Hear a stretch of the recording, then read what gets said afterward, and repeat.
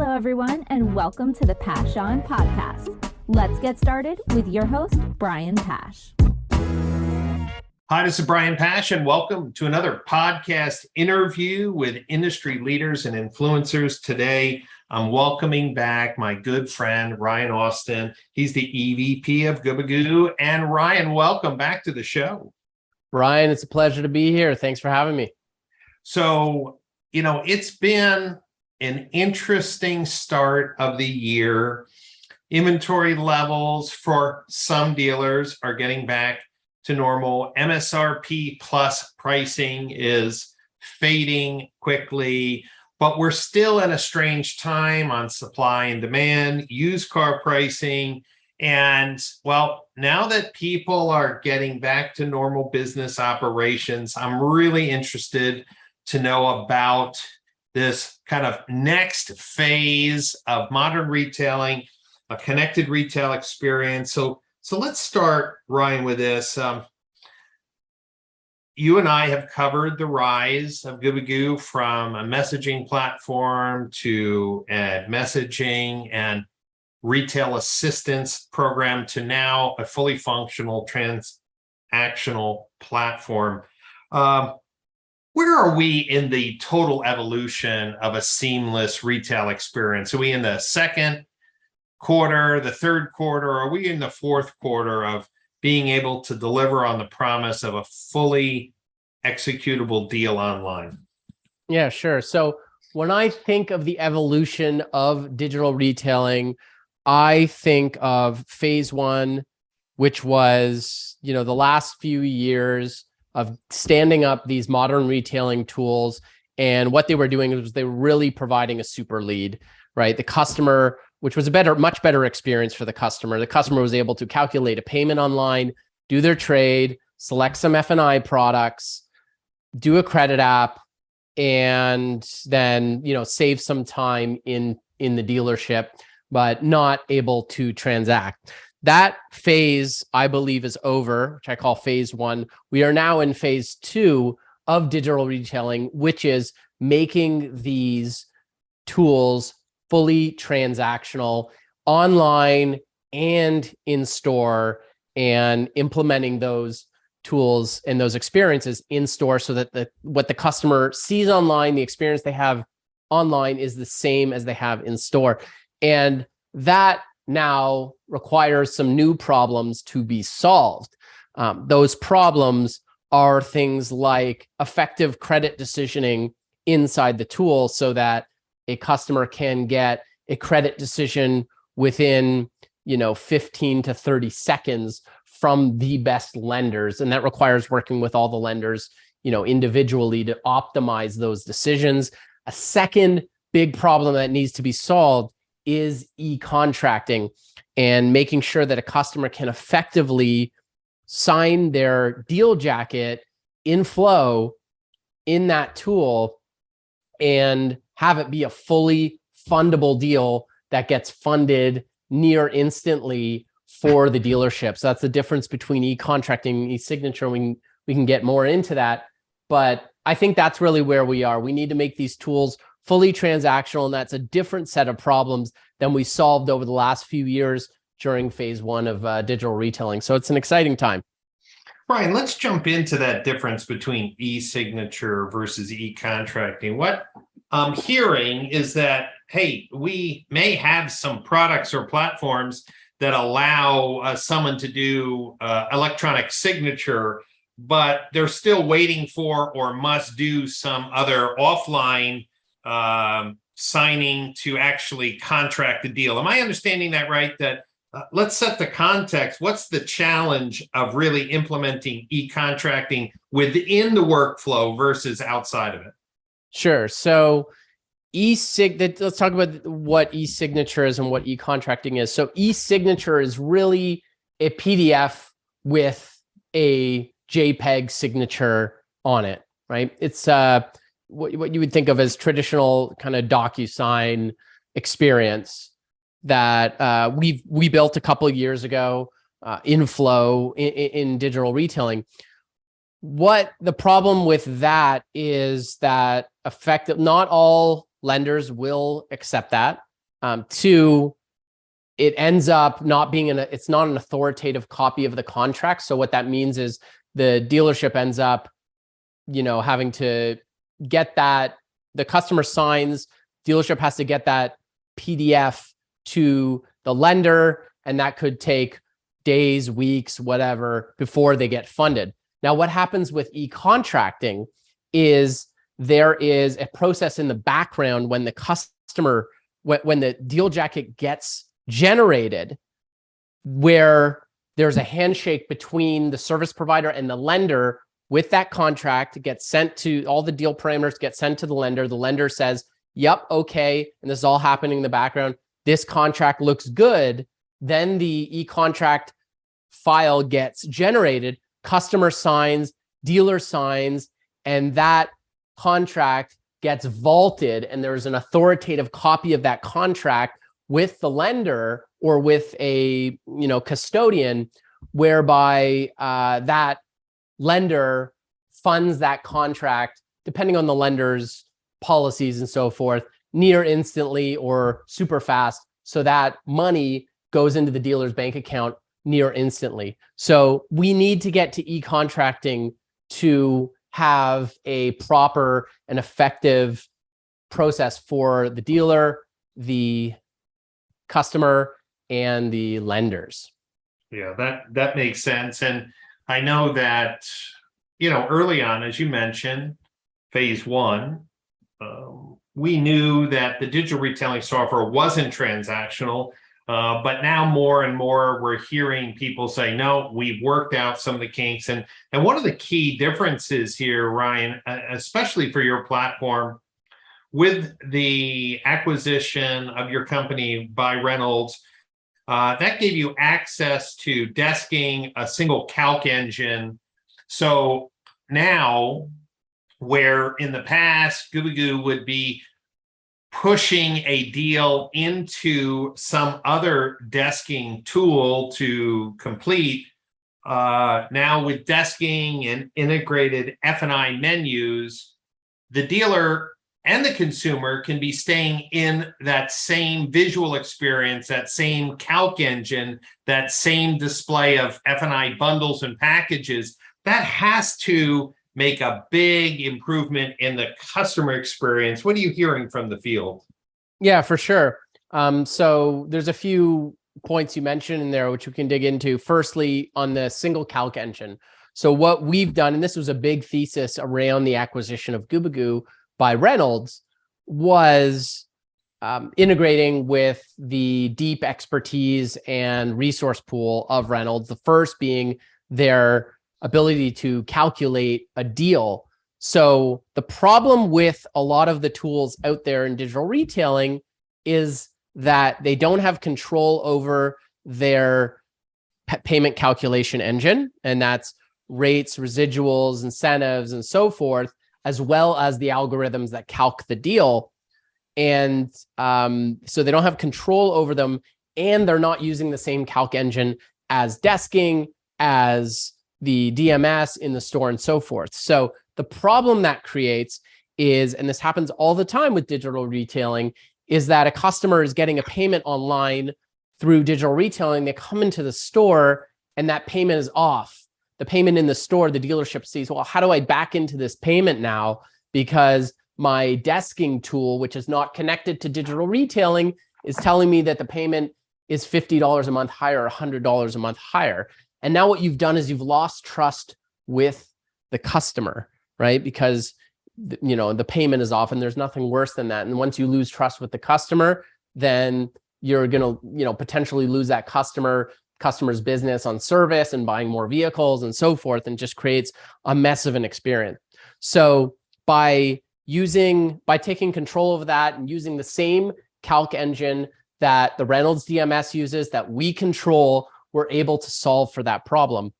Now, on the desking side, you hit on it, which is that digital retailing tools often have a light desking solution that allows a dealership to build a deal and send it to the customer through email or through text or what have you. Now, the problem with this is that first of all, it's not a fully fledged desking tool, so it's missing a lot of functionality. Secondly, when the customer comes in, the dealership has to use two different desking tools, right? They're using the digital retailing desking tool, and then they're using a desking tool from their CRM or from their DMS, and that's obviously no good. It's friction for the dealership. It's a disjointed experience for the customer. So it's really important that what's the customer experiences online is what they experience in store. So what we've done is we've built out a fully functional digital desking tool that is capable of replacing your existing desking tool, so that the dealership has one desking tool to use online and in store, and there's no discrepancy between what the customer sees online and in store. And the final piece there that you mentioned is the F&I menus. So a lot of digital retailing tools have sort of like an a la carte F&I experience where you could select some individual products. The consumer can select some individual products.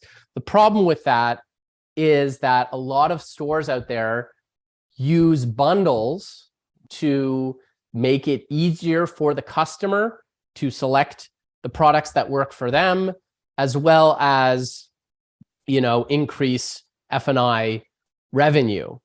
And so what we did was we built a new experience over the last few months, which we launched a few months ago, whereby the dealership can have F&I bundles in digital retailing, either online or in store, doesn't matter.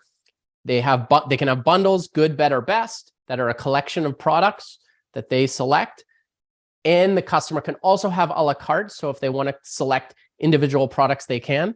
And what we saw when rolling that out was a 3 to 4x improvement in F&I revenue selected by the customer. So average F&I revenue went from about $1,000 to $4,000 Wow. in F&I revenue, because the customer is now selecting a bundle, right, versus selecting those a la carte products. So all of those are factoring in right now to the work that we're doing to improve the experience of the consumer.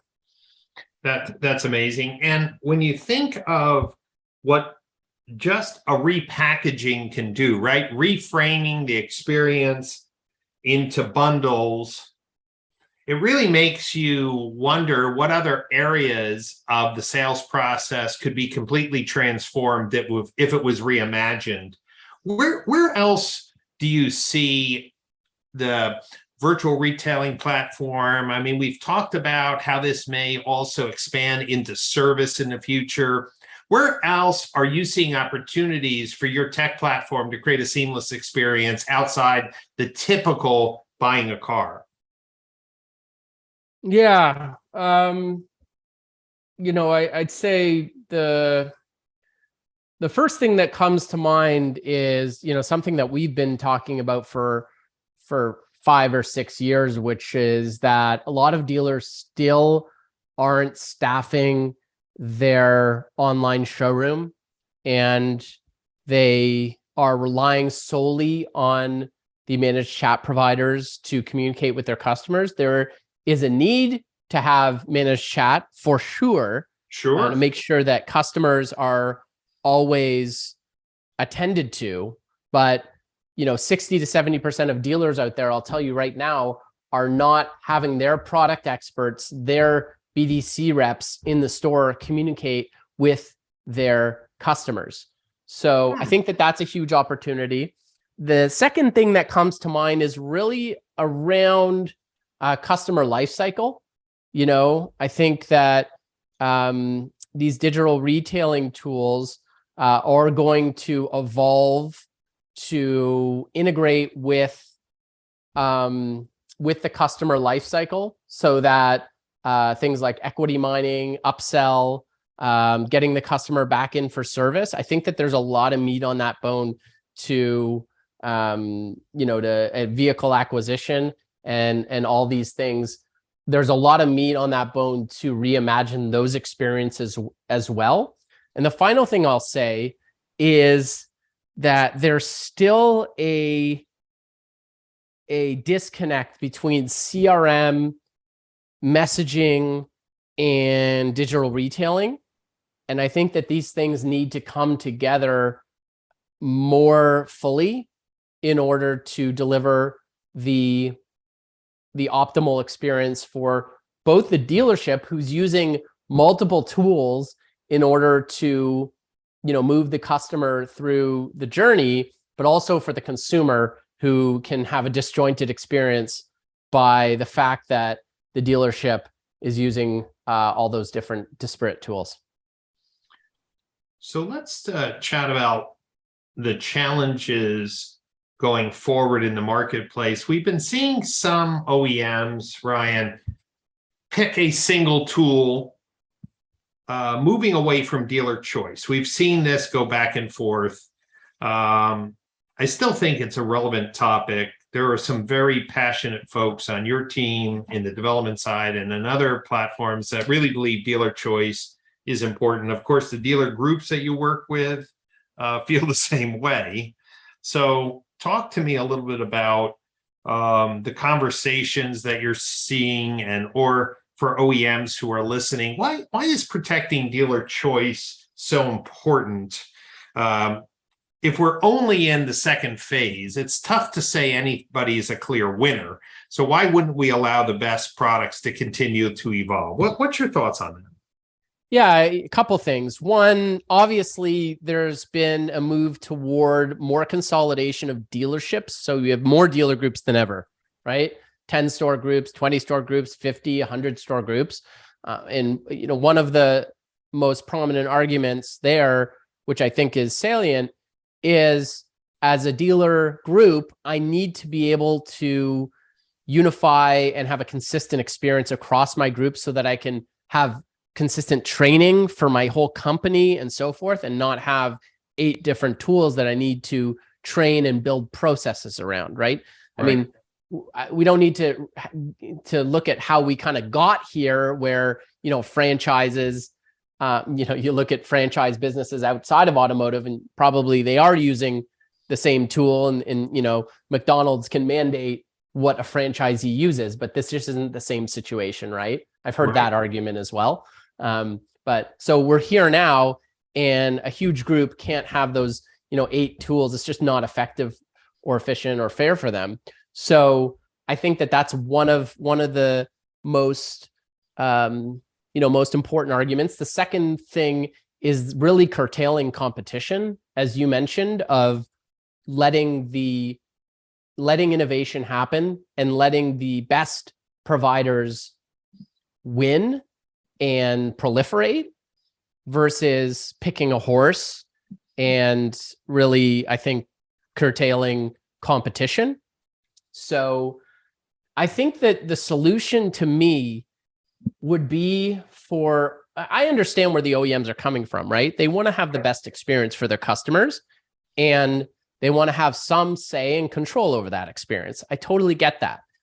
And so I think the best thing we need to do when in situations like this, the best thing to do is really collaborate, right? And not fight. Because I don't think that that's productive. So to me, if I were to take a shot at it, I would say there should be standards set. If I was an OEM, I'd probably set standards. Like visual standards, right? So it could look the same, but behind the scenes, it could be powered by 2 different companies. Exactly. Or maybe it's just standards of, hey, you need to have these features and we need to sign off on them, right? And your UI needs to have a certain standard of design, and we'll sign off on it, and then you'll be included in the program. There might be a way around, like that you suggest, of like the front end powered by the OEM, and then that ties into the back end, in the in-store processes that each individual provider is providing. That could be a solution too. I've heard that thrown out there also. So that could be a solution as well. But it's continuing to evolve, and I think that there's still a lot of work to figure out this model. Everyone's kind of running around trying to figure it out. So.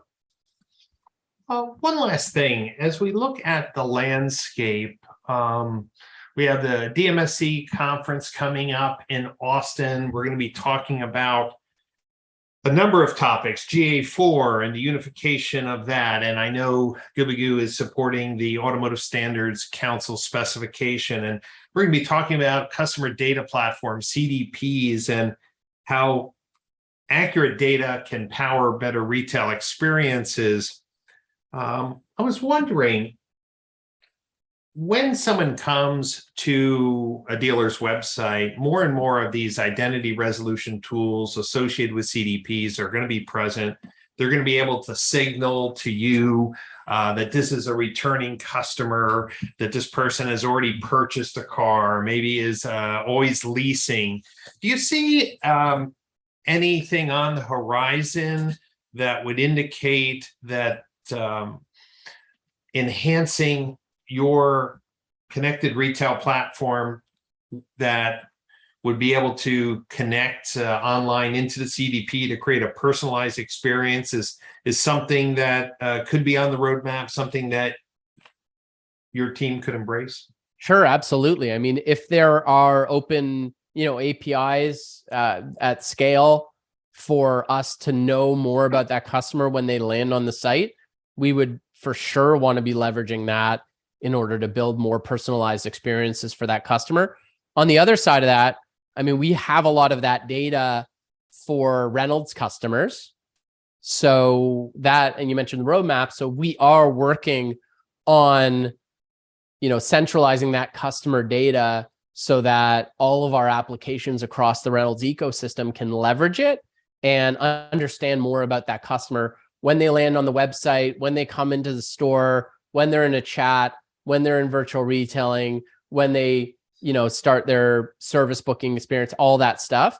And for those customers that aren't, Reynolds customers and they're using a CDP, a third-party CDP, if those CDPs can, I think it would be a good idea to open those up and provide that data to companies like ours that, we could leverage that data to build those more personalized experiences for sure. Yeah, and that's what I'm hoping to do at the Digital Marketing Strategies Conference this May in Austin. After 10 years in Napa, we've moved to Austin. And one of the top conversations will be how dealers can leverage their first-party data to create better customer experiences. And of course, that means personalizing the websites, personalizing the digital retailing workflows, greeting customers, as you mentioned, Ryan, and thanking them for their loyalty, their existing business, customizing menus and presentations based on the knowledge of how they've purchased cars or preferred to be contacted. All of these things will be discussed at the Digital Marketing Strategies Conference. And I'm so glad that you'll be there with the team from Reynolds as well to talk about a unified data record and what we can do with it to transform automotive retail. For those of you who are listening into today's interview, you should know that I have dozens of interviews with industry leaders, disruptors, and folks that are working to help dealers create that better customer experience. So you can go to brianpash.libsyn, that's LIBSYN.com, or you can go to your Apple Podcast channel or the Google Play Store. Just look up the Brian Pash Podcast, and you'll see all these great episodes. Also want to remind dealers who are looking forward to new ideas on how to manage and leverage their first-party data, how to activate it to create better customer experiences, interested about the pending deadline for GA4, looking for new technologies like what Gubagoo is doing here with online retailing and in-store experience. The Digital Marketing Strategies Conference is the place to be. So go to digitalmarketingstrategies.org to get your tickets. And I'm proud to announce for the first time, we are going to be adding a full day on May 25th just for GA4. It's an additional session you can sign up for or just attend that session if you can't make the entire conference. So check out the updated offerings on the websites, digitalmarketingstrategies.org. Ryan, thanks so much for being on the show. I can't wait to see you in Austin. Are you ready to make it? Oh, yeah. Well, I mean, my last name's Austin, and I've never been to Austin. So I'm looking forward to it. It's a great town, I've heard, and it's always a good time at DMSC. So I'm looking forward to it, man. Okay, great. Well, thanks once again, Ryan. Thanks everyone for listening. And don't forget to check out the entire podcast series leading up to DMSC this year. And I hope to see you in Austin, Texas as well. Thanks for listening, and I'll catch you next time on our podcast sessions.